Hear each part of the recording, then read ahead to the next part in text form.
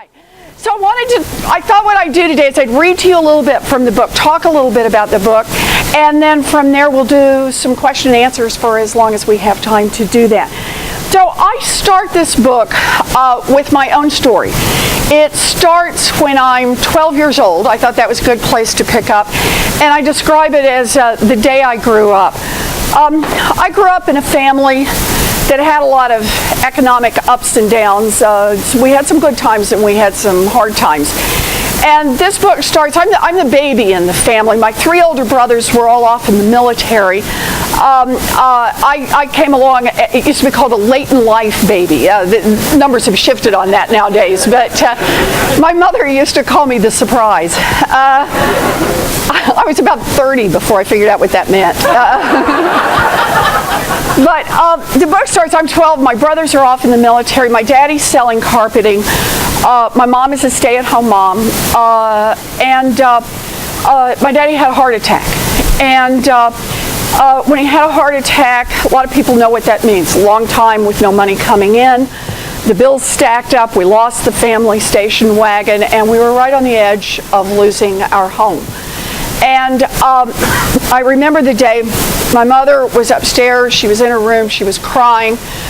I went in and she had laid out her very best dress, and she pulled her best dress on and wiped her eyes, put on her high heels, and walked over to Sears and got a minimum wage job. And it was a minimum wage job that saved our house and it saved our family. Now, we managed to make it through that period, but there was no money for me to go to college. I had a scholarship first, but then the first boy I'd ever dated and the first boy who ever dumped me came back into my life. He decided he was ready to get married, so he proposed. I was 19, knew everything. I said, sure. Got married, dropped out of school, but I still wanted to be a teacher. I desperately wanted to be a teacher. And I ended up going back to school, and I got my undergraduate degree. I became a special needs teacher, had a baby, and then decided I wanted to go back to school again. And this time, hauled off and decided I was going to go to law school. By now we're living in New Jersey, and Amelia, my daughter, turned 2 the day I started law school. And so I start the book at that, or I want to read to you from a part of the book then. So when we lived in New Jersey in the 1970s, I liked to make toast for breakfast. One morning when Amelia was little, probably 3 or 4, she was sitting in a booster chair at the kitchen table eating cereal. I popped a few pieces of bread into our toaster oven, got busy doing 6 other things, and quickly forgot about the toast. When I saw smoke pouring out of the toaster oven, I grabbed the handle and pulled out the tray, exposing 4 slices of bread that were on fire. Always a quick thinker, I screamed. And I threw the tray at the kitchen sink. 3 pieces of toast hit the target, but the 4th went high, setting the cute little yellow curtains on fire. So I screamed again. Then I grabbed Amelia's cereal bowl and threw it at the burning curtains. The milk doused most of the fire, and I calmed down enough to realize that throwing things was probably not my best strategy. Then I noticed that the toaster itself was shooting sparks and seemed to be on fire. I really did wonder how long that thing had been on. So I got a glass of water, and I poured it on what was left of the flaming curtains. Then I grabbed a towel, beat on the toaster until everything seemed quiet and I could unplug it. Now that may have been the year that I started so many kitchen fires that Daddy gave me a fire extinguisher for Christmas. Happy day. Back then, our toaster oven had an on-off switch, and that was it. On was on, which meant that it was possible to leave toast under the little broiler all day and all night until the food burned, the wiring melted, and the whole thing burst into flames. At some point, and I have no idea exactly when, someone had the bright idea of adding a timer and an automatic shutoff. This simple change made it a whole lot harder for distracted mothers or anyone else to leave the broiler running until it set the kitchen on fire. 30 years later, while working on an article about how government could protect consumers from predatory financial companies. Do you love that transition?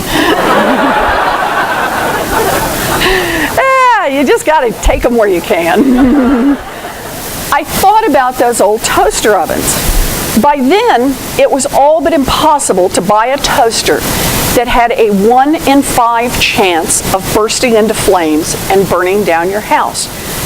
But by the 2000s, it was possible to refinance a home with a mortgage that had a 1 in 5 chance of costing a family their home and putting them out on the street. In fact, it wasn't just possible, those mortgages were bursting into flames all over the country. And then I talk more about that. So what this book is about is I talk a lot about growing up. I talk about being a young mother. I talk about starting a career. But I see this as the thread of America's story. I am the daughter of a maintenance man and a mom who kept that minimum wage job at Sears. And I made it to the United States Senate. America is truly a great country. I believe that.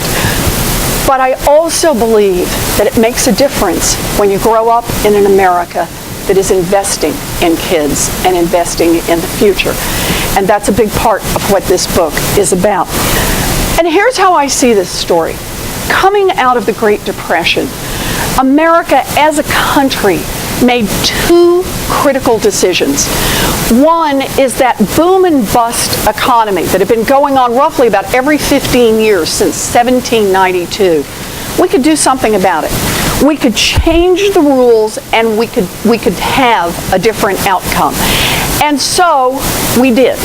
We put in place, made it safe to put money in banks, FDIC insurance. We said, we're going to put a cop on the street, on Wall Street. That was the SEC, to make sure there was a level playing field, everybody kind of followed the rules. And we said, and we're going to separate the banking that's necessary for your checking account, your savings account, to keep money flowing around the country from taking financial risks, the high-risk stuff that gets done on Wall Street. And that was Glass-Steagall. We're going to do those 3 things and help level the playing field and get rid of the kinds of financial booms and busts that take down the entire economy. And then we did a second thing. We said, having gotten this tamed, we're going to build a future. We're going to build a future for ourselves. We're going to build a future for our kids. We're going to build a future for our grandkids. And by golly, that is exactly what we did. We made big investments in education. Think about it. Starting in the 1930s all the way to the 1980s, we invested heavily in GI Bill. We said to returning soldiers, a grateful nation will help you get an education. We invested in our public schools. We invested in our public universities. We said, in effect, if our kids can get better educated, they can have more opportunities. And so we're going to all collectively pitch in a little to help make that happen. The second way we said we're going to build a future is that we're going to build a future by investing in infrastructure. Roads, bridges, power grids, the TVA dam, the TVA Power Authority. We built dams. We built an interstate highway system. Why? We didn't know who was going to have the next great business idea or what it was going to be, but we were pretty darn sure they were going to need electricity. We were pretty sure they were going to need roads and bridges to be able to get their goods to market, for workers to be able to get to them, for customers to be able to come. And so we said, as a country, we'll build the infrastructure so others can get out there and start the businesses. I kind of think of it as together we'll plow the fields, and then people will come and plant all kinds of different seeds, and we'll see what comes of all that. We were convinced that if we did that, if we made those investments in infrastructure, that what would come from it would be opportunities for ourselves, for our kids. They would be better educated, they'd have these opportunities in the economy. And then the third thing we did, truly an extraordinary people, we invested in research as a country. We said we're going to invest in medical research and scientific research and engineering research. Why? We didn't know what would be invented, But we knew that if we made those investments, if we built a giant pipeline of ideas, that our kids would be able to do things that we could only dream of. And their kids would be able to do things we hadn't even dreamed of yet. So we made those investments across basically half a century, and it worked. That's the amazing thing. You look at this period in America, median income goes up, GDP goes up, GDP goes up, median income goes up. The middle family does really well. In fact, here's how well it worked.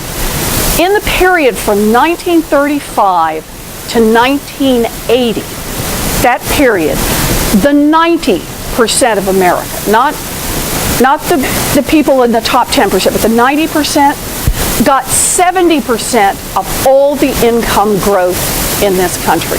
Okay, those at the top did a little better, but the growth was there for America. And then, starting at about 1980, it just shifted. The Republicans argued there's a better way to build a future. Their first move, fire the cops. Not the cops on Main Street, the cops on Wall Street. They called it deregulation, but the basic idea was turn loose the biggest financial institutions in this country, let them paint a bullseye on the backsides of every American family, and let them get whatever they can. That was step number one. Step number two was cut taxes for those at the top. Because if they keep more of their wealth, somehow it will trickle down. We will cut taxes for those at the top and cut them some more. The problem, of course, is once you've cut taxes for those at the top and created a bunch of loopholes for the biggest corporations, how do you balance the budget? The answer was to cut. Cut the investments in education, in infrastructure, and in basic research. And so that's exactly what they did. The result was that the banks and the corporations made huge profits, billionaires got to keep more of their money, and the tax burden shifted more dramatically to the middle class. The rich got richer and the powerful got more powerful. And meanwhile, the middle class began to crumble. The economy crashed, and our kids may be the first kids in American history to do worse than their parents. By 2009, I was in Washington, and I had two goals, two things I was working on. I was fighting with the big banks over the TARP bailout, and I was fighting hard to get a new consumer agency. And I was still thinking about that toaster and determined to stop the big banks that had cheated families, stop them from cheating families with credit cards, mortgages, and all kinds of tricks and traps buried in these financial instruments. I wanted to see a level playing field here again, and the way I thought we could make that happen was to build a consumer agency, gather up all of the consumer laws that were out there, but were presided over by the Fed, by the OCC, by agencies that really didn't care much about them. Certainly weren't a first priority for these agencies. Put them all with one agency, give it the tools to help level the playing field and clean up this market, and then hold it responsible for doing that. Now you're going to be surprised by this next part. The big banks hated the idea. They didn't just dislike it, no, they really, really hated it. By 2009, they were spending over $1 million a day lobbying Congress to stop the financial reforms. And even with a Democratic majority in both the House and the Senate, the bill barely made it through the House of Representatives intact with this consumer agency. And I'm going to pick up again with the story where the bill is now. This consumer agency is part of Dodd-Frank, what's going to become Dodd-Frank, but it's stalled in the Senate Banking Committee. So that's where I want to pick the story up again. It was Friday morning, January 15th, 2010, and the calls started coming in early. I was at home, up early to work out on the treadmill in the basement, and I was still huffing and puffing when the phone rang for the first time. Had I seen this morning's Wall Street Journal? The rumors were flying on Capitol Hill. The consumer agency wasn't going to make it. in an effort to move the larger financial reform bill forward, Senator Dodd would trade it off. There might be some face-saving attempt to set up a new consumer protection department somewhere else in the government, but there would be no strong independent agency with any authority to get much done. The insiders sent the word out. Too bad, so sorry, it was such a good idea. But unless the agency was dropped from the reform bill, the whole package of legislation would fail. Better to toss the consumer agency overboard and get the other reforms through. I listened. So this was it. The consumer agency was dead. All the families had been cheated by the big banks and the credit card companies. All the hard work by Barney, by the consumer groups, Heather, Dan, the president, all that knocking on doors and all those meetings, and now it was coming to an end. So I asked if there would be a vote, even a losing vote, but the answer was no. The death wouldn't be a public execution. Instead, the Senate Banking Committee would propose a final reform bill with no consumer agency in it. No one in the Senate, not a single Democrat or a single Republican, would ever have to vote against the agency. Instead, it would just be suffocated quietly in the crib. No one would ever know exactly who had killed it or why. So I asked my last question. When? How long before the locked-in version of the bill would be introduced in the Senate Banking Committee, with or without the consumer agency? Best estimate, 3 weeks. The deal wasn't finalized and there were a lot of moving pieces that still needed to be worked out. So I called Dan. Dan was my wingman on all of this. I said to Dan, we've got 3 weeks. The way I saw it, we had nothing to lose. I didn't want a job in the Capitol, so what did I care if I ticked off a lot of people in Washington? Some of them remember that. This was our last chance to get this agency into law. If we lost now, we lost forever. Now, we had very little information about what had led to the latest assault on the agency, but we did know one thing. The Senate did not want a tough vote on this issue. The consumer agency was popular, and to a lot of senators, a vote on the new agency meant having to choose between angering the public and angering the banks. And they didn't want to anger either one. They just preferred a quiet and slightly mysterious death. So I figured, too bad. Too damn bad. If a bunch of senators were going to pick the banks over families, then the American public had a right to know. And if we didn't win, at least we could make one hell of a stink. That's how I saw it. So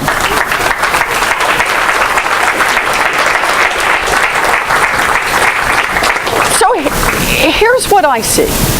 Washington works for those who can hire armies of lobbyists and lawyers. For everyone else, not so much. Remember the 90% that I talked about that from 1935 to 1980 got 70% of all income growth in this country? The 90% from 1980 to 2012, want to guess? How much of the income growth they got? Zero. Zero. None. All of the income growth went to those at the top. Who came out on top? Well, the big banks. Look at it. They cheated American families, they crashed the economy, they got bailed out, and now the biggest banks in this country are about a third bigger than they were in 2008 when the American public was told that they were too big to fail. They still swagger through Washington, blocking reforms and pushing around agencies. A kid gets caught with a few ounces of pot and gets arrested and can go to jail.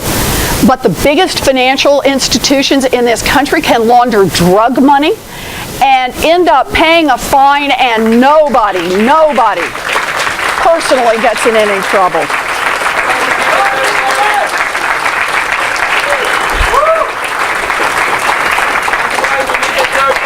And look, It isn't just the big banks, and I talk about this particularly in the afterword to the book. Our college kids are getting crushed by student loan debt. We need to rebuild our roads and our bridges. We're going to talk about all of these. We need more investment in scientific research, in medical research. But instead of building a future, right now this country is committed to keeping loopholes and tax breaks open for the richest and most powerful among us. The game is rigged and it isn't right. Now, the way I see this, we can whine about it, we can whimper about it, or we can fight back. Me, I'm fighting back. That's what we need to do here. And that's what this book is all about. It's about fighting back. It's about giving our kids a fighting chance. You know, and before anybody rolls their eyes and says, oh my gosh, but this is so hard. We're up against so much. Let me remind you the story of that little consumer agency. The one that the banks spent more than $1 million a day lobbying against. We got organized on our side. We didn't have money. We didn't have anybody powerful behind us, but we got organized and we made our voices heard.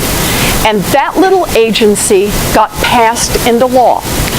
And before you think, why would I care about an agency? Let me just remind you, it's been up and running about 4 years now. It has already forced the largest financial institutions in this country to return about $5 billion directly to customers they cheated. That's when government works for the people. That's how it works. That's how it works. You know, this is our moment in history. We decide the direction that this country goes. I wrote this book out of gratitude. Out of gratitude to my mom and my dad, who had very little and who gave so much. But I also wrote this book out of gratitude to a nation that invested in kids like me and helped us build a future. I believe we can be that nation again. I believe that we can build a future, not just for some of our kids, but for all of our kids. And I believe that we could give them all a fighting chance. So thank you all for being here. Thank you. Thank you. You bet. Now. Let's do some questions. Let's do some questions. Come here. Here we go. All right, you come on that side. Go. There we go. Thank you so much, Senator Warren. Thank you. It's good to be here. Great. And our first being question. Back in the classroom. It's wonderful. It really is. I can call and somebody see if they've done the reading. Our first question today comes from Pamela, and she asks, hey, Pamela. Okay. I know you're working to reduce student debt and allow students to refinance their loans. Are you also working to investigate the for-profit colleges and universities that are taking advantage of our young people? Yes. Okay, so first let's talk about student loans, just because Pamela mentioned it. For anybody who doesn't know this, because it's so important, and I want you to know about this. When I went to school, I had an NDEA loan. It was part of my scholarship package in my first 2 years in school. Those were subsidized loans. That meant that the United States government had said, it is so important that you get an education, kid, that we will put a little money on the table along with what it is that we're lending you and help you get that education. Now, the United States government says to young people who cannot afford to pay for college, we'll lend you the money, and then we're going to make a nice juicy profit off your loan. After the costs of the funds, the bad debt losses, the administrative costs, the United States government is on target to make tens of billions of dollars in profits off the backs of our young people. Just the loans from 2007 to 2012, that slice, because we just have good data on them, are on target to produce $66 billion in profits for the United States government. That is obscene. Obscene. All right, so here's the deal. I've got a bill right now that says we want to reduce the interest rate down to about 3.8%. And I want to be clear. I did that in negotiating with my colleagues. The federal government would still make a little skinny profit if we brought it down to about 3.8%. But it would save people hundreds, in some cases, thousands of dollars. Why do we not just pass it and reduce the interest rate? You can refinance your mortgage when interest rates are low. You can refinance business loans when interest rates are low. Why not this? Because the government's already spent the money. Your profits off your student loans have already been spent by the federal government. And that means you got to find the money from somewhere else. My view on that, then let's say that millionaires and billionaires, this is going to be a shocker, should pay taxes at least at the same rate that middle-class families do. It's like an alternative minimum tax, right? If we pass this law, it more than makes up the difference. We would bring in enough revenue to be able to refinance our student loans. I want to be clear to everybody in this room, because this is just a statement of fact. Every single Democrat in the United States Senate has signed on to this, and the Republicans just voted 2 weeks ago in opposition to it, uniformly. We need more voices behind the student loan bill. Just like we got on the consumer agency, we've got to have more people sign up for this. If you go to elizabethwarren.com, there's a petition there. You can sign up. There are other places. Bank on Students Bill. It's called the Bank on Students Bill .com also has a petition, but make your voices heard. And don't just make your voices heard. Get your friends to make their voices heard, your families to get their voices heard. Those things matter. I went to my colleagues and said, this is how many have signed on to a petition, and I got my colleagues signed up. Now we're going to put the pressure on the Republicans, and we're going to get this student loan bill through. We have got to do this. It's absolutely critically important. Please.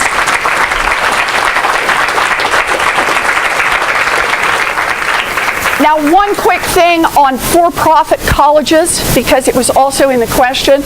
I'll give you 3 numbers. They're not perfect, but they're about right. 10, 25, 50. 10% of all people in college are in a for-profit college, 1 in every 10. Right now, those for-profit colleges are sucking down 25% of all the federal dollars that are going into higher ed. And those for-profit colleges, because they turn people out without the kind of education they need to get a job, are responsible for 50% of all of the defaults on the student loan debt. This is something we got to push back against. If we're going to keep putting federal dollars into higher ed, there needs to be some real accountability behind it. And that's accountability for the for-profits and also accountability for the state schools and for the private schools that take this money. They can't just keep jacking up prices for our kids. We need to use our federal leverage to keep the costs down on college for all our students. We've got to do it together. You bet. I agree. Yes. I can always tell who has student loans, right? Uh-huh. The next question is anonymous. We have... Anonymous. Good to see you. Me too. Uh-huh. Yeah. Uh-huh. The banking industry still holds a tremendous amount of power over politicians. I see why you're anonymous. Okay. Yeah. Uh-huh. What can be done by everyday people to ensure our leaders don't let another financial crisis happen? Yeah.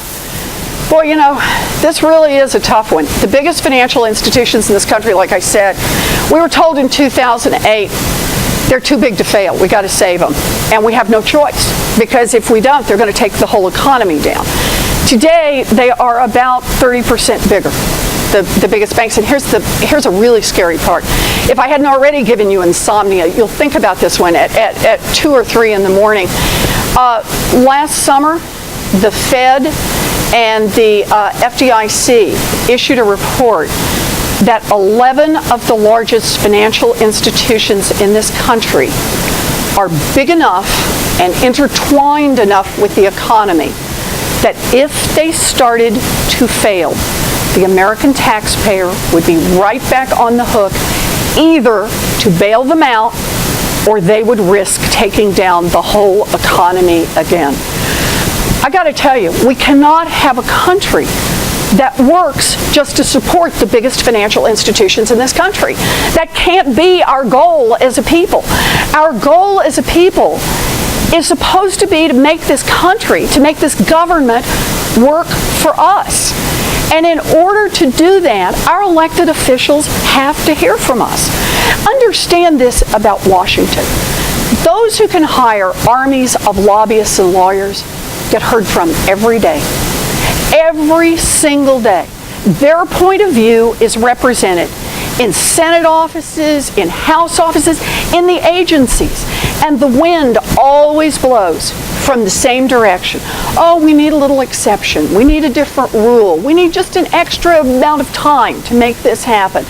Delay, make it work for us. In other words, protect the tender fannies of those who already have billions. That's the message over and over and over in Washington. The only way that will fundamentally change, the only way that Washington will work again for people is if people make their voices heard. You got to be willing to speak up, and you got to be willing to speak up loud. That's what I'm going to call on everyone to do. That's what we got to do.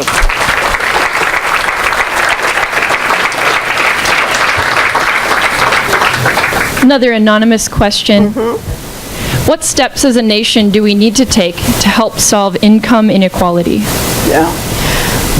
You know, people talk now about income inequality, and they talk about it as if we're shocked to discover it. You know, it's like, my God, I woke up one morning and, here was income inequality. Income inequality is a direct result of the decisions that our government has made over the past 80 or so years. There was a time when we kept reducing income inequality. This is what I talked about in the first part. I talk about it in the book. I talk about it whenever I get a chance. To understand what America looked like, 1935 to 1980, we were making those investments in our kids. We were making those investments in opportunity. And that's how I see it as the heart of it. Every time we made sure that there were public universities that had low tuitions, every time that we made sure that our elementary schools were good, we created opportunities for our kids. Same things when we make those investments in infrastructure. Understand that. An investment in mass transit, an investment in a power grid, an investment in a highway is an investment in equal opportunity. A chance to be able to have a job right now for those who build the infrastructure, and a chance to be able to use that infrastructure to get to school, to get to a job, to get someplace else to shop. We own those goods together. They are the field that needs to be a fertile and strong field from which we can grow a future. And I want to put one more on the table because I never want it to slip away. The investments in research.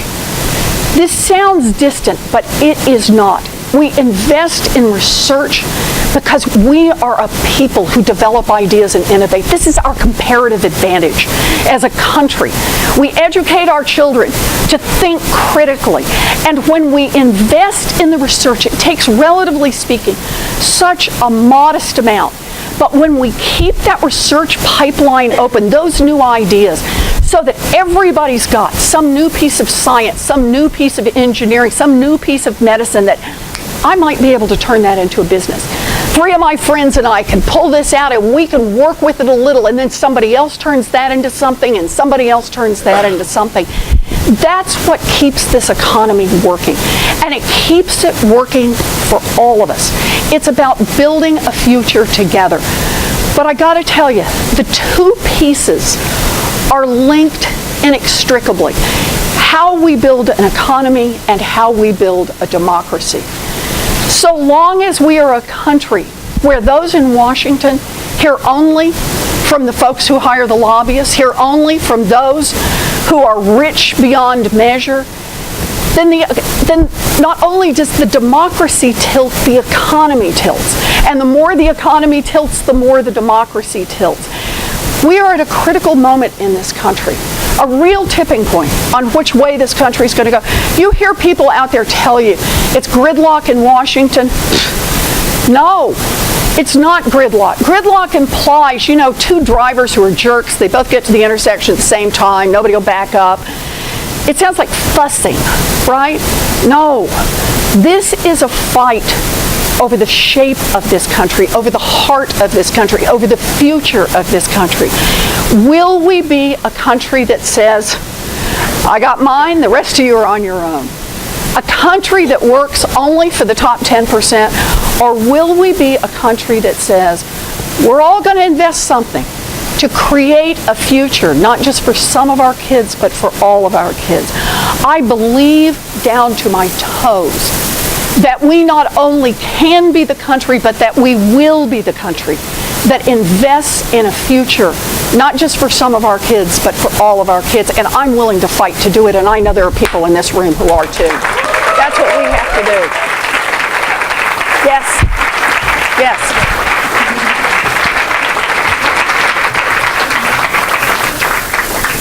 Our next question comes from Sam. Hey, Although, Sam. yeah. Although we know you're not running for president in 2016, Okay, Sam. will you consider a run in the future?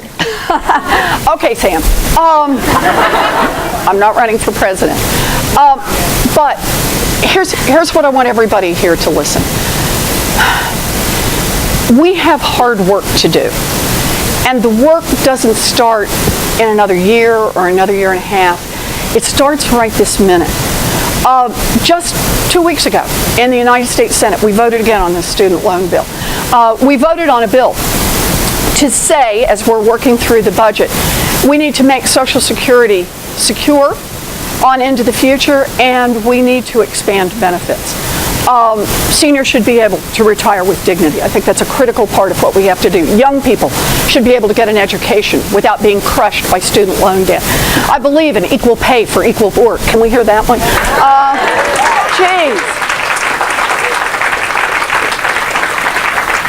No one should work full time and still live in poverty. We need to raise the minimum wage.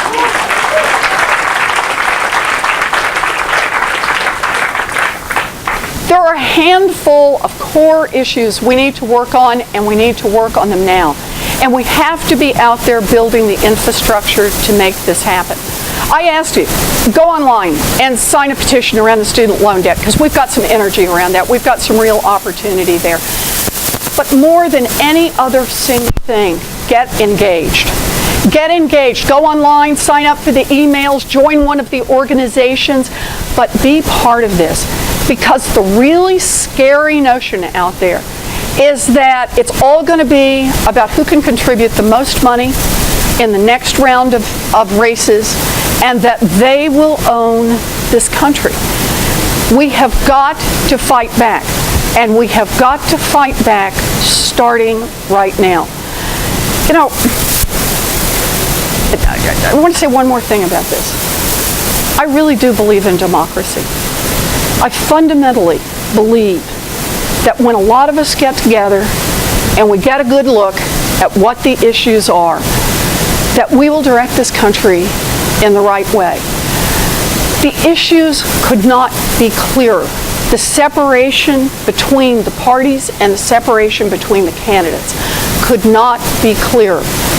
The job on our side is to engage, is to make clear to those who are currently in Washington that we are engaged, that we will be heard, and to make damn sure that we are heard in the next election.